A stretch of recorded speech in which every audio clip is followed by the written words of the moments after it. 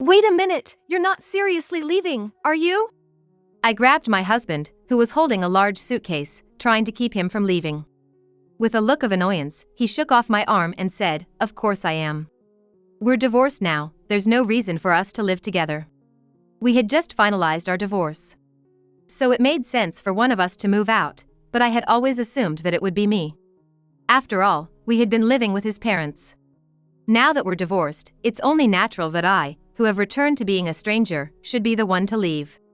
But he was leaving me behind. I grabbed his arm again and confronted him.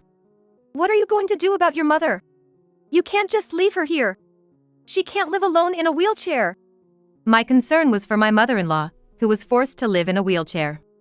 During our cohabitation, I had been her caregiver, but that wasn't possible anymore. Yet, if my husband also left, who would take care of her? As I insisted, my husband looked down at me as if I were absurd. "You should take care of her. Just because we're divorced doesn't mean the bond between parent and child is gone. Taking care of parents is a wife's duty, so support her properly." My name is Emily. I'm a 30-year-old housewife. A few years ago, I married my husband John, who is 5 years older. I was drawn to his positive nature and often found myself being supported by him. When I first went to greet his mother, feeling nervous, he reassured me, "Don't worry. My mom will welcome you. Have confidence in yourself. It'll be fine." Despite my nervousness at his parents' house, my worries soon vanished. His mother listened to me with a smile and maintained eye contact, which helped me speak more fluently. Each time we met, she greeted me with the same smile. His father had passed away, and she was living alone. Recently, she had mentioned feeling bored. John, an only child, had no sisters, so his mother was thrilled to have a daughter-in-law, saying, "I'm so happy to finally have a daughter, and such a good one at that. I'm truly fortunate. Please don't hesitate to be part of our family." Our relationship with my mother-in-law grew closer after marriage, supporting each other when needed. Before my marriage, I lacked confidence and was prone to worry. But gradually, I gained confidence thanks to my husband and mother-in-law. She became one of the women I admire. Even after her children were grown, she spent her time meaningfully, pursuing hobbies and learning new things. Seeing her enjoy life inspired me to do the same. Life is short. Don't waste it being upset or troubled by things or people you dislike. Focus on those who value you and things that fulfill you. Life is not so bad when you do that. She often advised me when I was troubled. Despite her kindness, she was always efficient and agile in her daily life. Even at her age, she was more energetic than me. I changed gradually, inspired by her, but then our lives were overshadowed by a sudden cloud. One day, I received a call from the hospital. "Your mother-in-law is currently hospitalized here. There's no threat to her life, but she has sustained some serious injuries. We would like to discuss this further, so please come to the hospital," the hospital staff explained. The call came to me because John didn't answer his phone. My mother-in-law was in a wheelchair, looking a bit dispirited. "Are you okay? What happened to your leg?" I asked, to which she replied with her usual smile, "I'm fine. I was in a hurry yesterday, tripped, and fell. I'm still too confident in my own physical abilities, so I need to work on that." Though she called an ambulance reluctantly, it was necessary. I immediately contacted John, and we all gathered at the hospital. The doctor said, "She has a fracture and won't be able to live without assistance for a while. Can the family help?" I readily agreed to care for her, and John proposed that we live together to assist her. Since becoming wheelchair-bound, she seemed smaller and more disheartened. But she maintained her positive attitude. "Sorry to trouble you, Emily. I'll do my best to recover as soon as possible. Can I count on your support?" I looked her in the eyes. "You're like a second mother to me. Let me do this." I wanted to return her favor since she helped me a lot. But then a problem arose. John refused to help with his mother's care. Despite his mother being injured and unable to move, he neglected her. I asked him, "Why won't you help your own mother in such a critical situation?" Then my husband John said coldly, "Emily, who stays at home and doesn't work, should do the caregiving. I work all day for the both of us. So, it's your job to take care of my mother. You should know that without me having to say it." And with that, he left for work. From that day on, John began coming home late at night, and I never really got a chance to talk things through with him. Meanwhile, the bond between my mother-in-law and me grew stronger as we spent more time together. Even after a little disagreement with John, I earnestly cared for my mother-in-law, hoping she'd get better soon so we could go out together like before. After a while, I noticed something odd about John. He used to come home at a regular time, but recently, he started coming back unusually late. At first, I thought he was just sulking or would come back hungry eventually. However, his late returns became more frequent, sometimes well into the night. I was half exasperated with him for leaving his mother's care entirely to me, so I didn't pay much attention at first. But as I got used to caring for my mother-in-law, I began to wonder. Could it be that John was leaving the caregiving to me and enjoying himself elsewhere? Seeing his lack of concern for his parents or wife, I started to doubt whether his late returns were really because of work.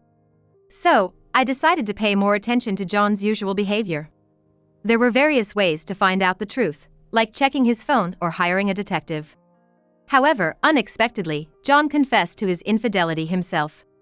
One evening, John came home earlier than usual.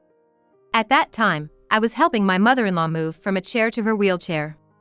I accidentally forgot to turn the wheelchair towards her, and my hands were full, unable to do anything about it. So, I asked John for help. I said, "Welcome home. You're early today. I'm sorry to ask you this right when you've come back, but could you turn that wheelchair this way?" John reluctantly replied, Even when I come home early, there's nothing good about it. Emily doesn't care about me, just asks me to help with the caregiving, and Mom doesn't consider my feelings because she can't walk. Honestly, it feels suffocating to come back to this house." He lay down on the sofa without greeting me or changing the direction of the wheelchair. He continued, pointing at me, "And what's with that outfit? You don't look feminine at all. Can't you at least wear makeup? The women at my office do it. Don't you think about looking nice to comfort your husband who works hard all day? Women walking on the streets look way better than you." Recently, I hadn't been wearing makeup and chose comfortable pants over skirts due to the physical demands of caregiving. Annoyed by John's thoughtless words, I was hesitant to retort in front of my mother-in-law.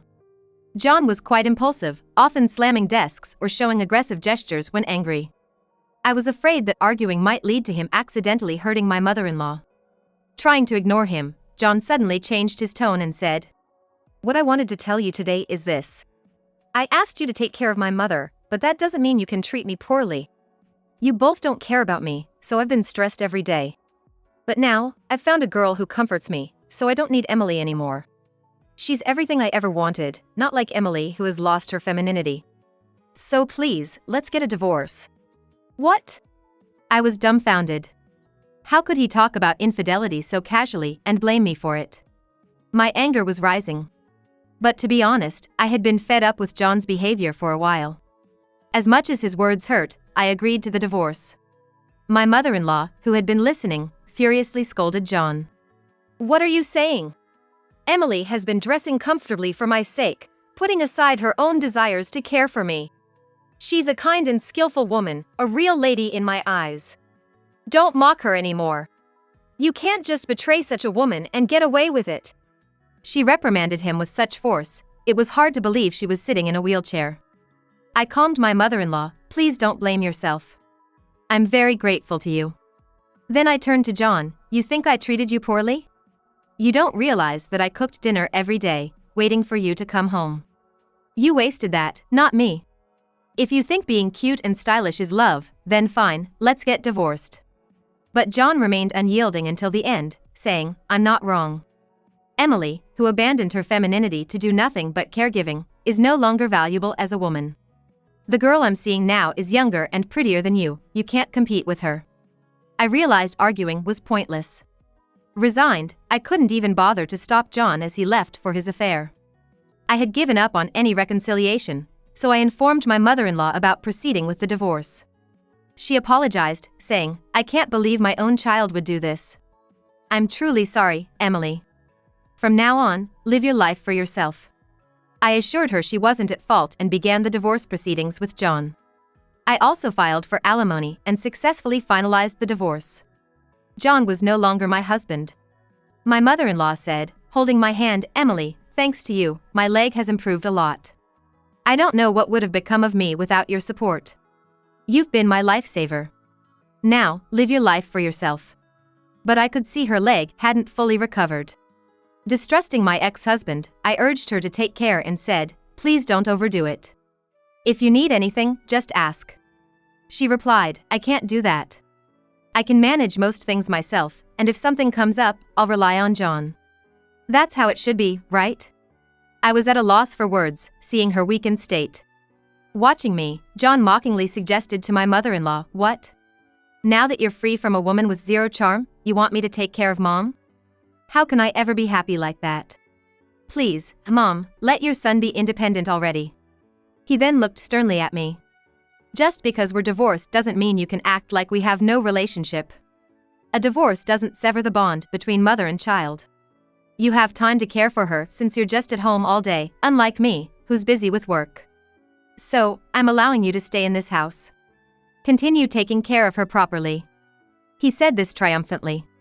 My mother-in-law, who had turned red with anger, was the complete opposite of the pleased John. "I will support your mom here. But don't get it wrong. I want to protect her. A heartless son who decided to leave his mother who struggles to live alone, without hiring a helper or finding a facility for her. Whatever you say, just take care of Mom properly," John said dismissively. He seemed relieved that I would continue caring for her, gathered his things, and left the house abruptly. After watching his car leave, I sat down on the sofa, letting out a sigh of relief. My mother-in-law, with a mischievous smile, said, "We did it, didn't we?" I returned her smile. It was the beginning of our life together, just the two of us. A month later, John contacted my mother-in-law.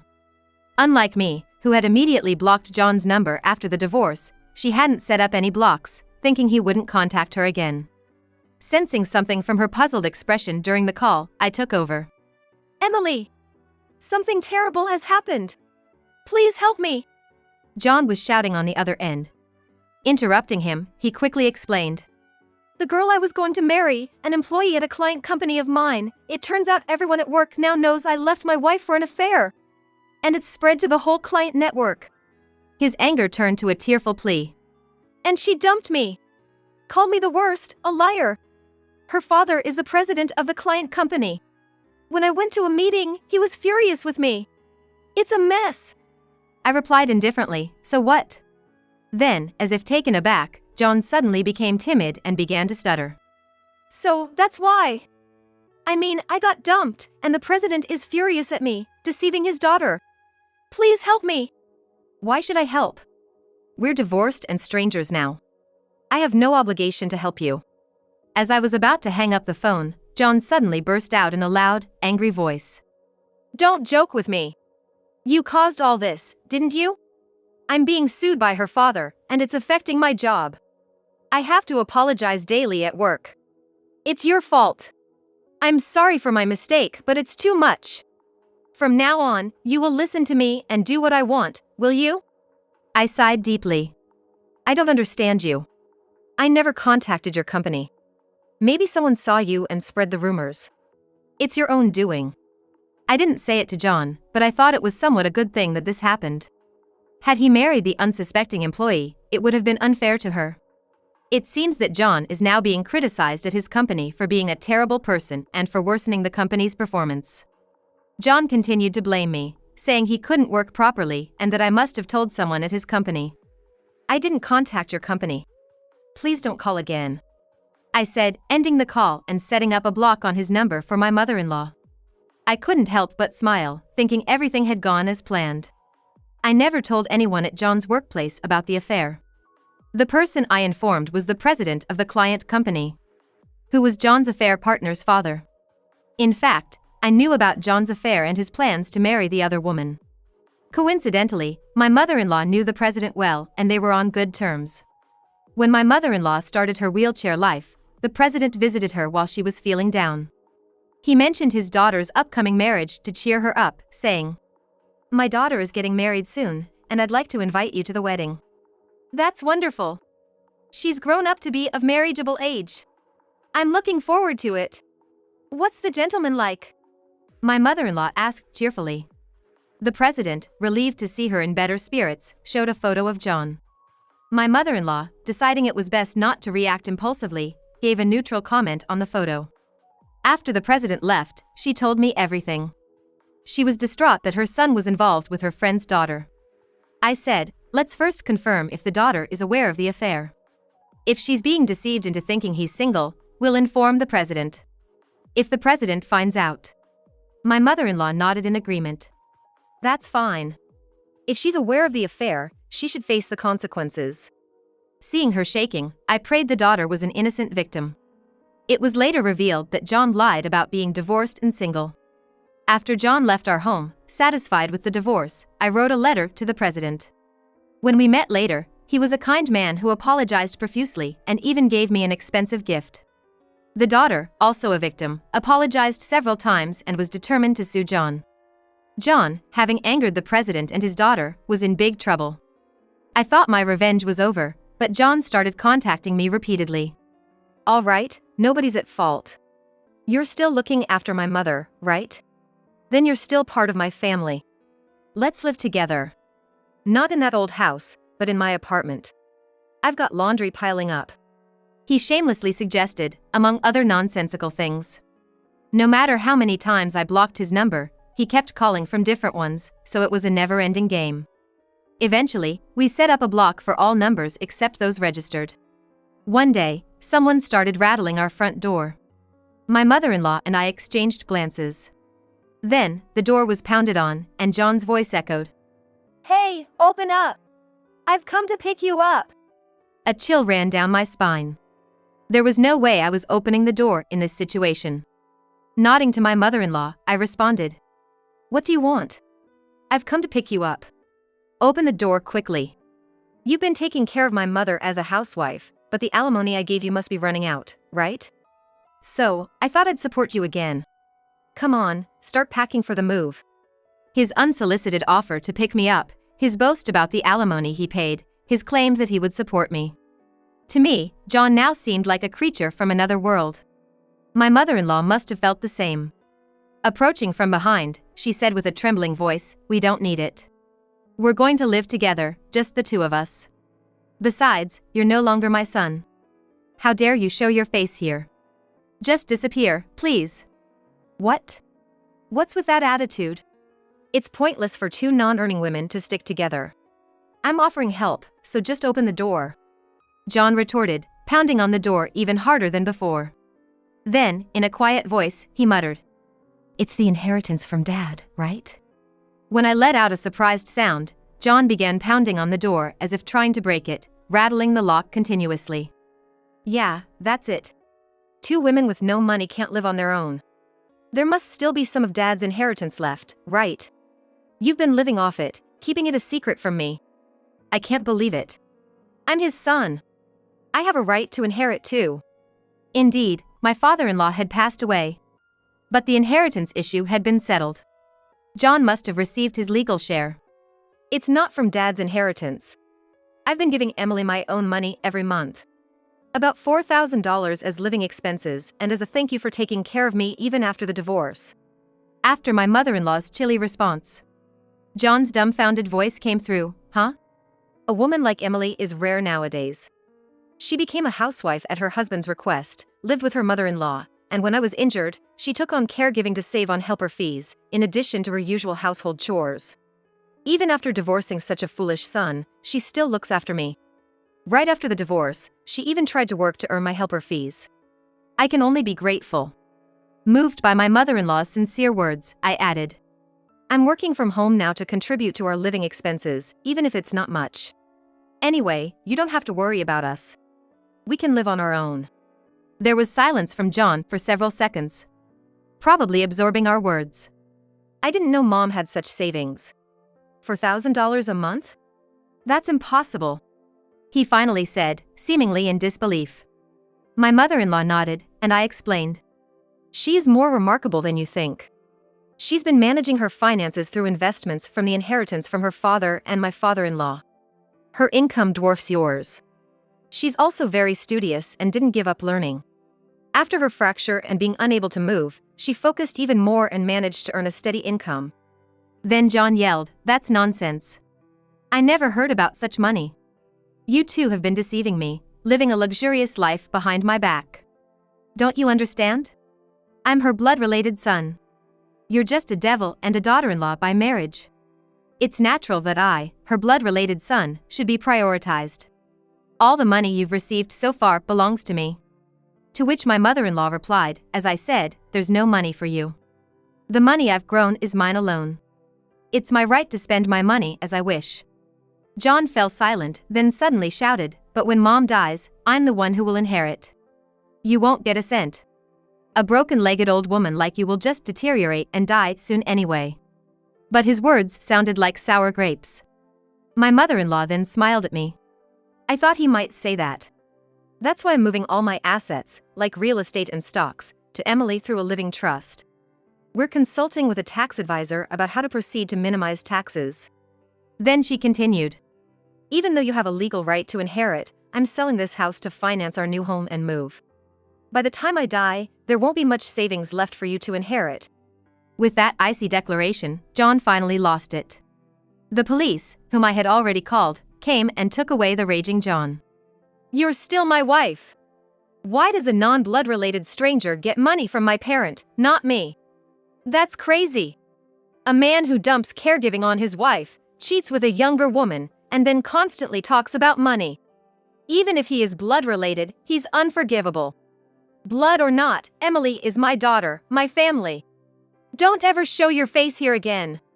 In the end, it all came down to a shouting match between parent and child, and John was taken away by the police. Following our declaration, my mother-in-law and I sold the house and moved. We also changed our cell phones, not just blocking calls, finally severing all ties with John. Our relationship with the president remained good, allowing us to learn about John's subsequent life. Realizing he couldn't do anything, John gave up on us and resumed his usual life, but soon lost his job for causing damage to the company. He managed to find a new job but caused issues with women there too. The chaos escalated, leading to his resignation. Job after job, he kept causing problems with women, becoming notorious in the industry as a good-for-nothing. It seems John now only talks about his past glories, saying he used to be popular. His boasting of infidelity isn't something anyone wants to hear, leading to his isolation everywhere. Mentally exhausted, he started to act out and was eventually evicted from his rental. He is now living like a homeless person, day to day. He lost everything, his job, his family's trust, and no one around to help. I hope he realizes how fortunate he once was and the support he had from others. While I'm not too hopeful, I wish from afar that John reaches that realization. As for me, in my new home, I replaced all furniture and appliances with the latest models and enjoyed redecorating with my mother-in-law. Her leg has improved significantly, allowing us to go out more. Her strength and complexion have returned, and I feel relieved. Walking on my own after so long makes me appreciate happiness more than ever. Being able to walk is such a simple yet blissful thing. My mother-in-law smiled. I nodded vigorously, feeling anew the happiness in ordinary days. I plan to live gratefully like my mother-in-law, appreciating the people around me and focusing on the happiness right in front of me. My biggest wish is for our peaceful life together to continue for a long time.